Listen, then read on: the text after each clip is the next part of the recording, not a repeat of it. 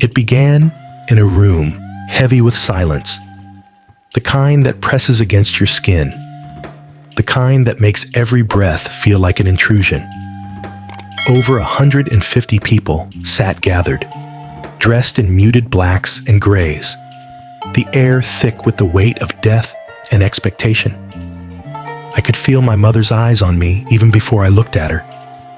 There was no warmth there, no grief in the way most people understand it, just that same cold appraisal I had known all my life. 5 years.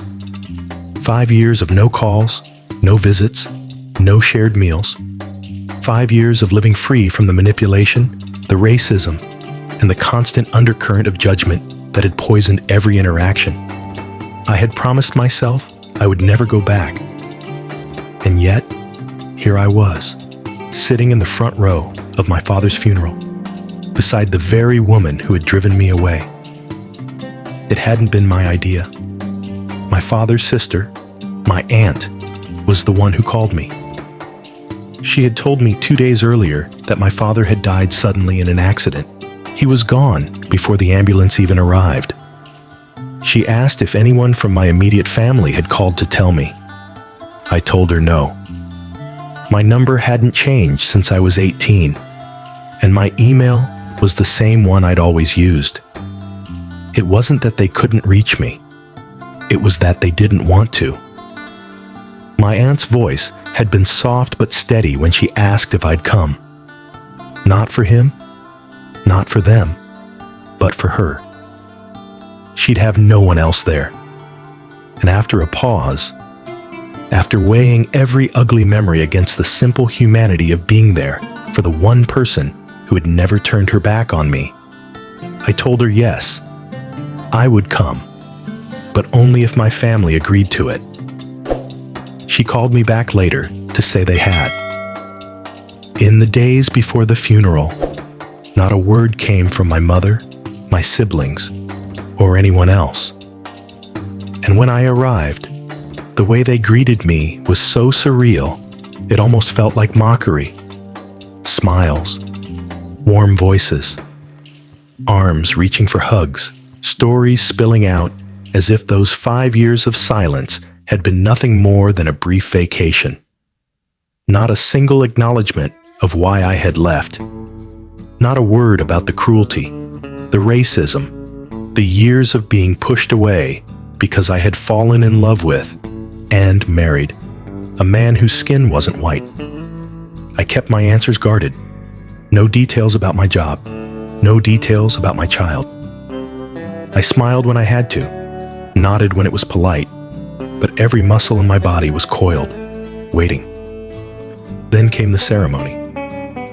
I let them guide me to my seat next to my mother, telling myself that this was for my aunt, that I could endure whatever small talk or awkward silences might come.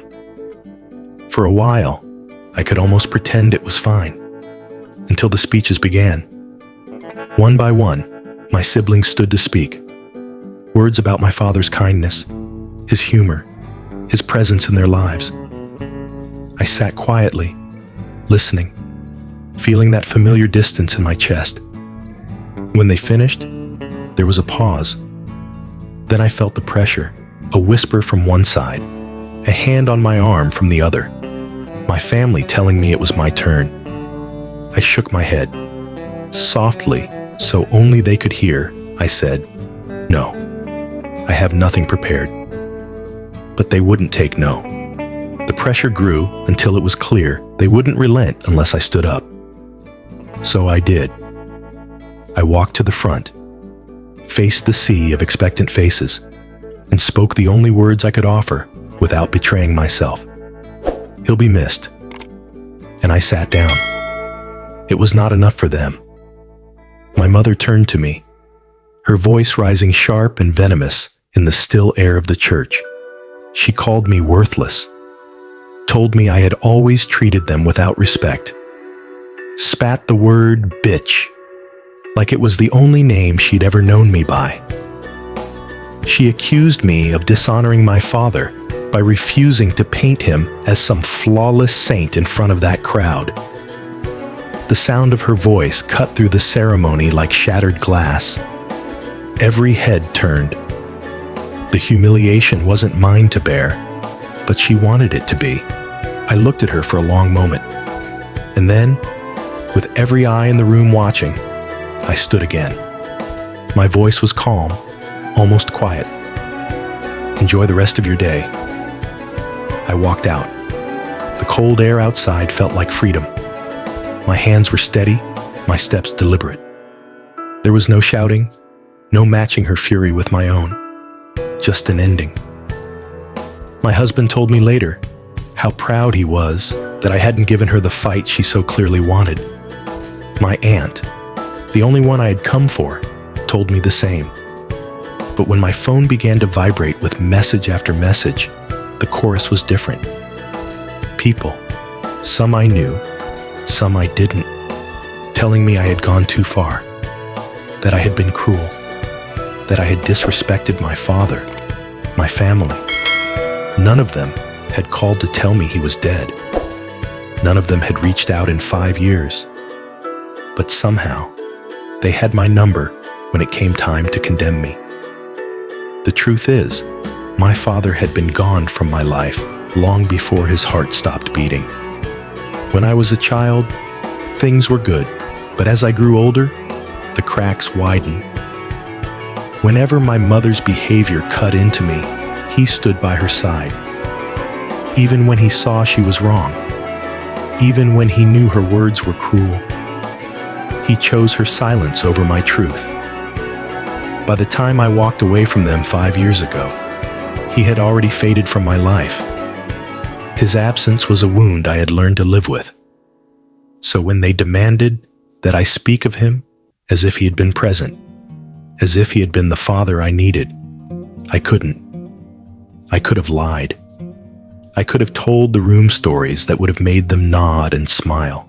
Stories that would have kept the peace. But peace built on lies is not peace at all. What my mother wanted wasn't a eulogy. She wanted a performance. She wanted me to stand there and by praising him, absolve them all. And when I wouldn't play that part, she did what she has always done. She made me the villain. I didn't raise my voice. I didn't argue. I didn't give her the satisfaction of watching me unravel. I simply left, and maybe, to them, that was the unforgivable sin. So, am I the asshole? Here's what I think. Funerals are supposed to be about honoring the dead, but they're also about the living. They're about connection, closure, shared grief. And when a family has spent years tearing someone down, you can't expect that person to step back into the fold and pretend those years didn't happen. Boundaries don't disappear just because there's a casket in the room. I think about the courage it takes to walk into a space where you know you're not safe. To sit beside the person who has hurt you most because someone you care about asked you to. And then, when the moment comes, to choose dignity over destruction. It's easy to say you'd have done the same, but most of us don't know how we'd react until we're standing there with the weight of years pressing down on us and 100 pairs of eyes watching. Maybe the real question isn't whether she went too far by leaving. Maybe the question is why so many people think staying, absorbing the abuse quietly, would have been better. What about you? If it were you, sitting in that front row, would you have stayed in that seat? Would you have given them the performance they wanted? Or would you have walked out into the cold air, knowing you'd never step back inside?